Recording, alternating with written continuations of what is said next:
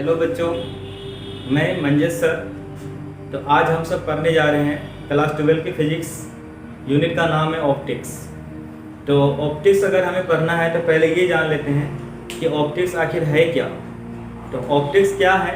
तो optics physics का एक ब्रांच है जिसमें हम लाइट के बारे में संपूर्ण जानकारी प्राप्त करते हैं। जैसे कि लाइट क्या होता है, लाइट कैसे किसका बना होता है, लाइट एक जगह से दूसरी जगह कैसे पहुंचती है, या लाइट का रिफ्रैक्शन क्या होता है, लाइट का रिफ्लेक्शन क्या होता है, स्कैटरिंग ऑफ लाइट क्या होती है।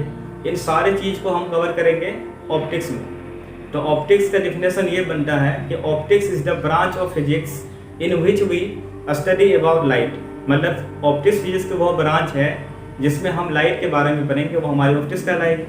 अब ये जो ऑप्टिक्स है इसके दो भाग हैं, एक है रे ऑप्टिक्स और एक है आपको वेव ऑप्टिक्स। तो आइए देखते हैं कि ऑप्टिक्स की डेफिनेशन क्या है। तो optics is the branch of physics in which we study about light. अब ये जो हमारी ऑप्टिक्स है इसके दो पार्ट्स, एक हमारा है रे ऑप्टिक्स और एक हमारा है वेव ऑप्टिक्स। रे ऑप्टिक्स क्या होती है? तो रे ऑप्टिक्स ऑप्टिक्स के वह भाग होती है जिसमें हम लाइट के पार्टिकल नेचर का अध्ययन करेंगे, वो हमारा रे ऑप्टिक्स कहलाएगा। और वेव ऑप्टिक्स वह ऑप्टिक्स होता है जिसमें हम लाइट के वेव नेचर का अध्ययन करेंगे। मतलब हमारी जो ऑप्टिक्स है ये दो टाइप्स का हमें ऑप्टिक्स से ये मिलती है कि लाइट पार्टिकल का भी बना है और यही लाइट हमारा वेव का भी बना है। तो इस पर आगे चलकर हम और भी क्लियरिफाई करेंगे कि लाइट आखिर पार्टिकल का बना है या वेव का बना है या फिर ये दोनों का बना है। हम इन दोनों चीज़ को क्लियर करेंगे आगे चल करके। फिलहाल आपको ये जान लेना है कि लाइट जो है वो डुअल नेचर की होती है, यानी कि लाइट पार्टिकल नेचर का भी होता है और लाइट वेव नेचर का भी होता है। इसीलिए हम लाइट को कहते हैं कि ये डुअल नेचर की होती है। तो आते हैं कि ऑप्टिक्स का बेसिक ये था। अब ऑप्टिक्स में हमें लाइट के बारे में पढ़ना है, तो आइए लाइट को देखते हैं। मान लिया जाए कि ये हमारा कोई सरफेस है और इस सरफेस पर हमने एक लाइट को इंसिडेंट कराया, ये हमारी लाइट है। तो जब हम इस लाइट को एक सरफेस पर इंसिडेंट कराएंगे तो इस लाइट का यहाँ पर क्या क्या फेनोमेना हो सकता है या क्या क्या पॉसिबिलिटीज है, हम उन चीज़ को समझते हैं। तो जब हम किसी भी लाइट को किसी सरफेस पर इंसिडेंट कराते हैं तो यहाँ पर जो होने वाले फेनोमेनाज है वो सरफेस के नेचर पे डिपेंड करती है कि सरफेस किस नेचर का है। तो आइए पहला टाइप में देखते हैं कि पहले टाइप में क्या है। मान लिया जाए कि ये हमारा जो सरफेस है, इस सरफेस का हमने एक साइड कलर कर लिया, पेंटिंग कर लिया और दूसरी साइड को यूं ही प्लेन छोड़ दिया। अब अगर हम इस चीज़ को ये भी कर सकते हैं कि ये जो चीज़ है हमारी यह क्या कहलाती है, मिरर कहलाती है। यानी कि एक साइड ये पेंटिंग है और दूसरी साइड हमारा प्लेन है। तो जब हम इस पे अगर लाइट को इंसिडेंट कराएंगे, यहाँ से हमारा एक लाइट आया, इंसिडेंट हुआ, तो ये लाइट रिफ्लेक्ट होकर के इधर निकल जाएगी। तो मतलब अगर हमारा ये सरफेस का एक साइड पेंटिंग हो और एक साइड प्लेन हो तो यहाँ पे इस लाइट का क्या होने वाला है, रिफ्लेक्शन होने वाला है। तो यहाँ पे लाइट का क्या हो जाएगी, यहाँ रिफ्लेक्शन हो जाएगी जिसे हम परावर्तन कहेंगे। अगर कोई सरफेस का एक साइड प्लेन हो दूसरी साइड पेंटिंग हो तो वहाँ पे इंसिडेंट होने वाली लाइट हमेशा रिफ्लेक्ट करेगी, यानी कि रिफ्लेक्शन होगा। अब सेकेंड कंडीशन देखते हैं इसका। अगर यही सरफेस हमारा एक साइड कलर ना होकर दोनों साइड कलर हो जाए, अगर हमारा कोई सरफेस है और इस सरफेस के हमने दोनों साइड को हमने कलर कर लिया और यहाँ पे हमने अभी ये लाइट को इंसिडेंट कराया, तो यहाँ पे क्या क्या हो सकती है। तो ये हम कह सकते हैं कि जिसका दोनों साइड से हमारा पेंटिंग हो तो हम इन चीज़ को कह सकते हैं कि ये हमारा कोई वॉल है, दीवार है। मान लीजिए ये कोई ईंट का दीवार है या वॉल है। तो अगर हम इस प्रकार के सरफेस में लाइट को इंसिडेंट कराएंगे तो यहाँ पे क्या होगा, तो यहाँ पे लाइट का एब्जॉर्प्शन होगा जिसको हम अवशोषण कहेंगे। तो यहाँ जो है लाइट की रिफ्लेक्शन नहीं होगी। अब जैसे हमारा कोई दीवार है, उस दीवार पे हमने लाइट को इंसिडेंट कराया तो वो लाइट आपका रिफ्लेक्ट ना करेगा बल्कि उसी दीवार में वो लाइट का कुछ एब्जॉर्प्शन हो जाएगा और कुछ अपने आसपास में उसको फैला देगा।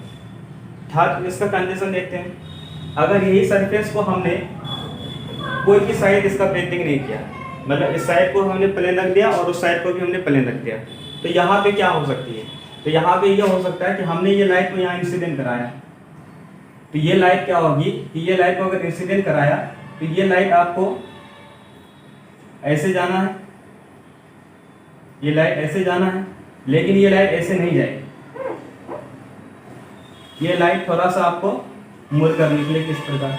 तो इस फेनोमेना को हम कहते हैं कि ये हम, और इस चीज़ को हम जब दोनों साइड इसका अगर कोई भी सरफेस है जिसका कोई भी साइड पेंटिंग ना हो तो हम इसको लेंस के नाम से जान सकते हैं। ये हमारा लेंस है और इस फेनोमेना को हम कहेंगे रिफ्रैक्शन ऑफ लाइट,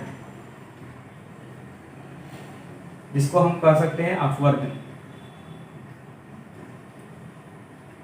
तो इस प्रकार हम देख सकते हैं कि जब भी कोई लाइट कोई सरफेस पर इंसिडेंट होती है तो उस लाइट के साथ क्या क्या फेनोमेना हो सकती है, ये डिपेंड करता है कि वो सरफेस किस नेचर का है। अगर कोई सरफेस का एक साइड पेंटिंग है, एक साइड प्लेन है, तो हम वो कह सकते हैं कि वहाँ पे लाइट का रिफ्लेक्शन होगा। अगर उस सरफेस का दोनों साइड पेंटिंग है तो हम ये कह सकते हैं कि वहाँ पे लाइट का एब्जॉर्बेशन होगा।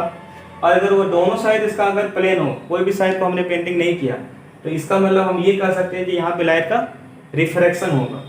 तो इस प्रकार हम ये कह सकते हैं कि कोई डिफिनिट नहीं है कि लाइट हमेशा रिफ्लेक्शन ही हो या लाइट का हमेशा रिफ्रैक्शन ही हो या हमेशा वो एब्जॉर्बेशन ही हो। डिपेंड करेगा कि वो लाइट हमने किस प्रकार के सरफेस पर इंसिडेंट कराया है। तो चलते हैं आप आगे।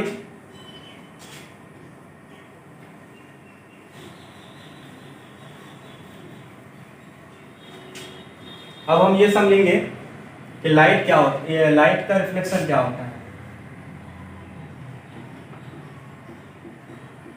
रिफ्लेक्शन ऑफ लाइट,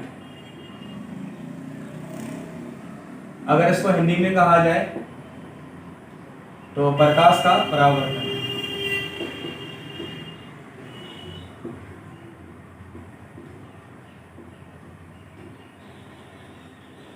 प्रकाश का परावर्तन क्या होता है लाइट का रिफ्लेक्शन। तो जब कोई लाइट किसी सरफेस पर इंसिडेंट होती है और अगर वो लाइट अपने ही डायरेक्शन में या अपने ही मीडियम में वापस लौट आती है या अपनी ही ओर मुड़ जाती है, तो इस फेनोमेना को या इस घटना को हम रिफ्लेक्शन ऑफ लाइट कहेंगे। तो अगर इसकी डेफिनेशन देखा जाए तो क्या होता है कि जब लाइट किसी सरफेस पर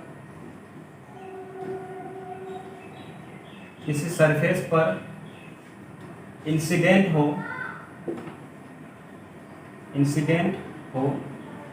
और वह लाइट अपनी ही ओर मुड़ जाए, तो इस फेनोमेना को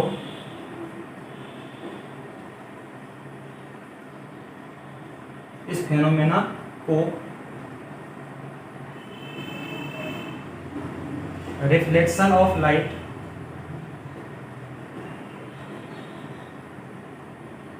कहा जाता है। तो ये हमारी है रिफ्लेक्शन ऑफ लाइट का डेफिनेशन कि जब कोई भी लाइट हमारे एक सरफेस पर इंसिडेंट हो और अगर वो लाइट अपने ही ओर वो मुड़ जाती है, तो इस फेनोमेना को हम रिफ्लेक्शन ऑफ लाइट कहते हैं, यानी कि प्रकाश का परावर्तन कहते हैं। इसको अगर हम डायग्राम से समझे तो डायग्राम कैसा होता है इसका ये देखते हैं।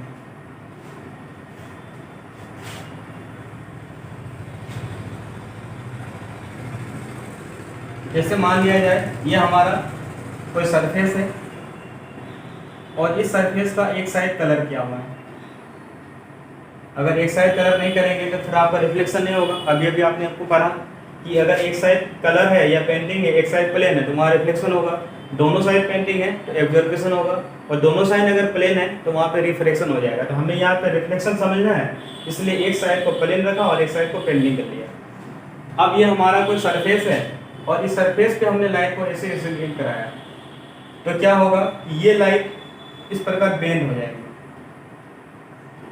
तो इस रेज को, जो रेज हमारे सोर्स से निकलती है, यानी कि सोर्स से निकलने वाली जो रेज होती है, जो लाइट होती है, इसे हम बोलते हैं इंसिडेंट रे। इस रे का नाम हो गया इंसिडेंट रे। और जो इस सरफेस से बेंड होकर निकलती है, इस रेज को हम बोलते हैं रिफ्लेक्टेड रे। अब क्या करना है, ये जो सरफेस है, इस सरफेस के जिस पॉइंट पर ये लाइट हमारा बेंड हुआ है, उस पॉइंट पर हम एक नॉर्मल ड्रॉ करेंगे, एक लाइन ड्रॉ कर लेंगे जो इस सरफेस के साथ 90 डिग्री के एंगल पर होगा। तो इस लाइन को हम बोलेंगे नॉर्मल। नॉर्मल वो लाइन होता है जो इस गिवन सरफेस के साथ 90 का एंगल बनाती है। और यहाँ पे क्या है कि ये अगर हमारा नॉर्मल हो गया तो ये इंसिडेंट रे है, ये नॉर्मल है, और ये रिफ्लेक्टेड रे। तो ये आपका नॉर्मल और ये इंसिडेंट रे, इसके बीच हमारा कुछ ना कुछ एंगल का फॉर्मेशन होता है। इस एंगल को हम लोग आई कहेंगे। फिर ये नॉर्मल है और ये रिफ्लेक्टेड रे है, इनके बीच कुछ ना कुछ एंगल बनेगा, हम इसको एंगल ऑफ आर कहेंगे। Here angle I is called, I को हम बोलेंगे angle of incidence, and angle R को बोलेंगे रिफ्लेक्टेड एंगल। मतलब हिंदी में अगर कहना है तो एंगल आई